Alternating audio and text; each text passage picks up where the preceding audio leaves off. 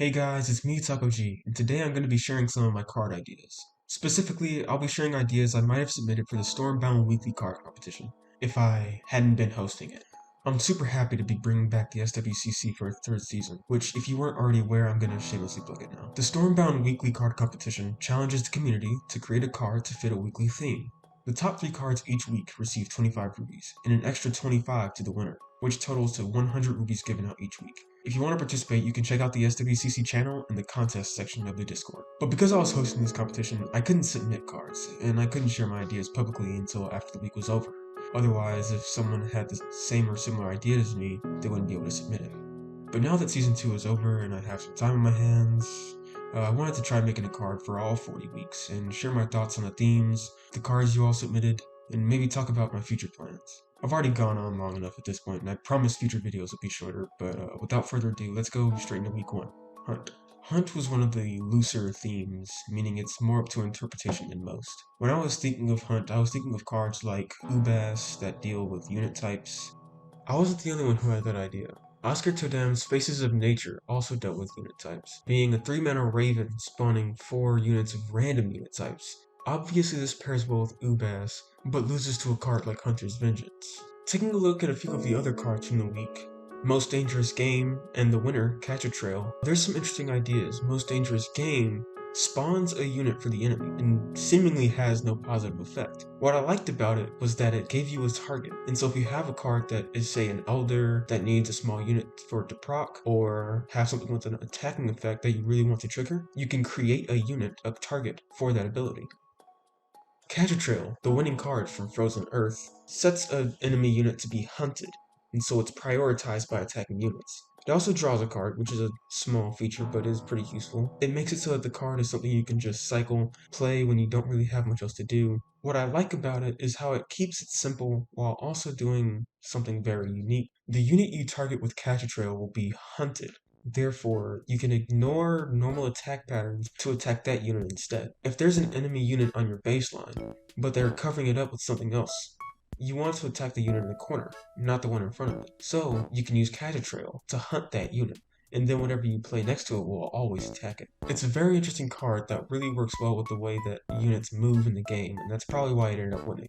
That, or it's because it said hunt in the description. But I also thought about the concept of hunting, tracking prey, skulking about, setting traps, and this opened my mind a lot more. I considered trapping a card in the opponent's hand, which would make it cost more or have some sort of negative effect when it's played, but I thought this might be a bit complex. My next idea is what I ultimately decided on, which I felt embodied the feeling of waiting for prey to reveal itself and then pouncing to attack it. Enter Nightshade Skulkers, a 5 mana, 7/15 strength with 0 movement. It reads, on play, spawn a unit from your opponent's hand on the tile in front and attack it. This would pull the card out of their hand, so effectively they would have 3 cards at the start of their turn instead of 4. It wouldn't use any on-play effects because it's not being played, it's being spawned. I'm very meticulous with my wording like that. With some death abilities, it could be a potential downside, it could just backfire.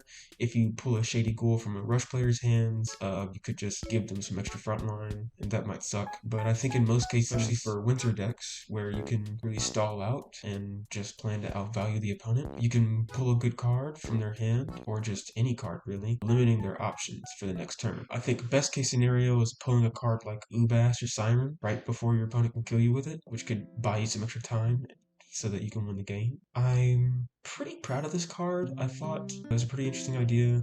I know it's been done in some other games as well, so it's not entirely original, but it's what I did, it's what I made, and I think it fits the team pretty well. Week 2 was RNG, so anything random goes. It's a very simple theme, but that doesn't make it bad.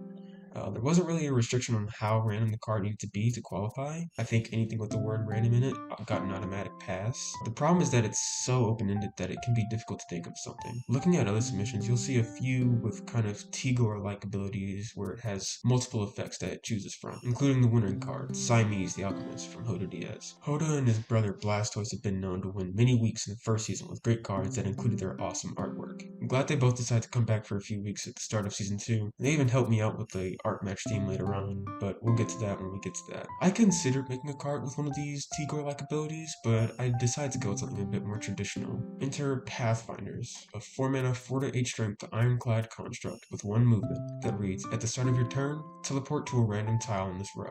It's a very simple idea, it just kind of moves around. The hope was that it would be unpredictable, sometimes able to move past enemy units and structures, and generally be annoying to deal with. If it's far enough back, it can be hard for your opponent to actually destroy it, especially if they rely on zero movement units or placing like a fort in front, which isn't super common, but in some cases it can avoid enemies. In other cases, it could teleport directly into something and die. In that case, it kind of sucks, but that's just because of the territory. It's RNG, so what can you do? This was not the first draft of the card. I actually went through a few different abilities just for this teleporting idea. At first, it was teleport to a random tile, period. Behind your front line, of course, but I thought that not being able to attack the base kind of made it weak. Being in the row, it's a sort of controlled randomness as opposed to being any row. It also gives it the ability to attack into the base, and it's a bit more reliable, but also sort of limits it. But I think it's fair this way.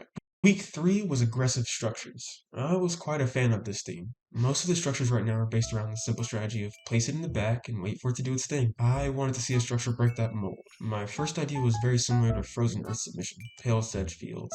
Pale Sedge Field has 1 strength at all levels and gives strength to friendly units either in the same row or behind it somewhere. I thought it was an interesting idea because you had to place it as far forward as possible so you can buff the units that are close to the enemy base. Because it only has 1 strength, it's perfect for redirecting units away from units that you put in the corner of your opponent's baseline, while the actual strength of the card is spread among other units, so it works very well aggressively. It's 4 mana, which can be a bit hard to fit into a turn, but I think because of the 10 strength it gives to other units, it's well worth it, especially when you're hoping another unit get into the base. The card that did win this week was Quick Slash Outpost, from player no name. Quick Slash Outpost was another 4 mana structure, this time neutral, and it increased the speed of surrounding units. You might think it's a bit similar to Temple of Focus. I think it's actually probably better because this is surrounding units, not just in the column, so it's a lot easier to play around, but being surrounding, it also needs to be closer up to the opponent's baseline, which can make it more difficult to deal with as well. Notably, it also has this very nice custom artwork. I won't be showing off all of the art and all of the cards in the gallery. There are, I think it's somewhere near 300 submissions over 40 weeks, and I don't have the time nor the willpower to edit them all in. But the link to the gallery will be in the description so you can check them out for yourself. There were a few other cards this week that also had custom art that I'm not showcasing for the sake of time. Check those out if you'd like. Once again, it's Hododiaz and Blastoise, so you can count them to be pretty nice. The card I ended up making is Summoning Portal. 3 mana, 3 to 7 strength structure that reads, on play, the next 1 or 2 units you play this turn cost 1 less. If you get both card discounts, it effectively becomes 1 mana for a 7 strength structure, but you still need mana to play your other cards in the first place, so it's not like it's guaranteed 1 mana. Sometimes it is, especially in an aggro deck where you have 1 or 2 mana cards. But it's similar to Rhymelings, which makes you pay up front for 1 extra strength, but refunds you right after. This makes you pay up front with the potential to be refunded if you can play your other cards. Anyone who knows me and sees me sharing ideas in the cards channel knows I love to mess with card costs, and Summoning Portal fits right in. With the ability to draw 4 cards each turn, reducing the cost of your cards would probably create a tremendous advantage if you're able to drop all 4 of your cards before your opponent can. You'll always draw back up to 4 your next turn, so playing as many cards as possible, especially in a rush deck, is going to be your best option. I'd love to see Shipyard expand the idea more of card costs. Luckily, where they have not made those cards, I can do it myself. It won't be real, but a man can dream. Do I think Summoning Portal is all that powerful? Potentially. I wanted it to at least be playable, so that's why it's got a pretty nice strength for the mana, and I feel like if you did have it maxed out, you probably could play it in a rush deck. You wouldn't just need to play it in rush decks, you could also just use it as a nice defensive tool, assuming you can play other cards alongside it, but it wouldn't usually work out as well because you need to be able to play multiple units, so you need multiple cheap cards to play alongside it.